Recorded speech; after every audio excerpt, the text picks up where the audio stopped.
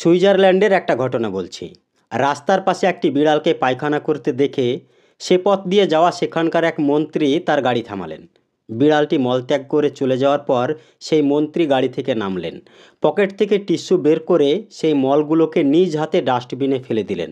অতপর হাত ধুয়ে তিনি আবার তার যাত্রা শুরু করলেন। জাপানের একটা ঘটনা বলছি। 9 বছরের এক বালক সুনামিতে তার মা, বাবা, ভাই, পরিবার সবাইকে হারিয়ে কাঁদতে কাঁদতে সেখানে এক আশ্রয় কেন্দ্রে আশ্রয় নিল। প্রচণ্ড শীত আর ক্ষুধার যন্ত্রণায় ছেলেটির যেন মারা যাবার মতো অবস্থা। ভলান্টিয়াররা রুটি বিলি করছেন। ছেলেটিও লাইনে গিয়ে রুটির আশায় দাঁড়ালো। এক বিদেশি সাংবাদিক দেখলেন যে পরিমাণ রুটি মজুত আছে সেটা লাইনের সবাইকে দিয়ে পোষাবে না। ছেলেটি হয়তো রুটি পাবে না। সাংবাদিক সাহেব তার ভাগের রুটি দুটো ছেলেটিকে দিয়ে দিলেন। ছেলেটি ধন্যবাদ জ্ঞাপনের সহিত রুটি গ্রহণ করলো এবং যেখান থেকে রুটি ভাগ হচ্ছে সেখানে গিয়ে জমা দিয়ে আবার লাইনে দাঁড়ালো। দৃশ্যটি দেখে সাংবাদিক কৌতূহলের সহিত জিজ্ঞেস করলেন, এই কাজ কেন করলে খোকা? খোকা উত্তর দিল, বন্টন তো ওখান থেকেই হচ্ছে।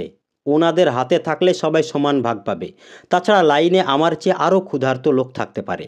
সহানুভূতি দেখাতে গিয়ে বন্টনে অসমতা এনেছেন এই লজ্জায় সাংবাদিক নিজে নিজে অপরাধ বোধ করতে লাগলেন। 9 বছরের বাচ্চার কাছে কি বলে ক্ষমা চাইবেন তার ভাষা হারিয়ে ফেলেছেন। এবার আসি মূল কথায়। দেশ জলাবদ্ধতায় ভরে গেছে।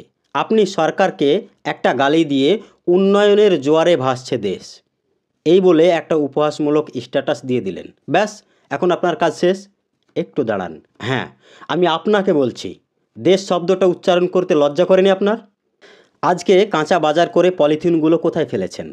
প্রেমিক প্রেমিকার সাথে রোমান্টিকভাবে চিপস জুস খাওয়ার পরে চিপসের খালি প্যাকেটটা কোথায় ফেলেছেন? জুসের প্যাকেটটা গেল কোথায়? বাদামের ছোলা কোথায় ফেলেছেন? আপনি নিজেই তো একটা জলাবদ্ধতা।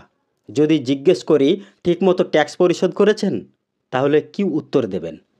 বাসার ময়লা আবর্জনা ডাস্টবিনে না ফেলে ড্রেনে অথবা খালে ফেলে এসেছেন কেন? ডাস্টবিন চোখে দেখেননি? খাওয়ার পরে কলার খোসাটা রাস্তায় নিক্ষেপ করেন কেন? নির্দিষ্ট জায়গায় ফেলা যায় না? ঢালাওভাবে কথায় কথায় সরকার আর সিটি কর্পোরেশনকে গালি দিলে জলাবদ্ধতা নিরসন হয় না।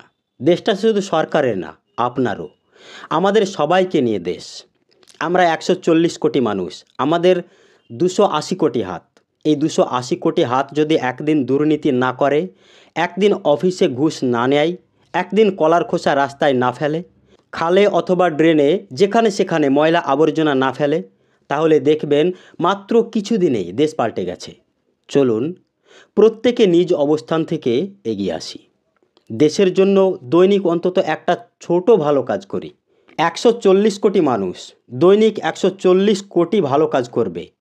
একটা দেশকে উন্নয়নের জোয়ারে ভাসিয়ে দিতে এর চেয়ে বেশি আর কি লাগে?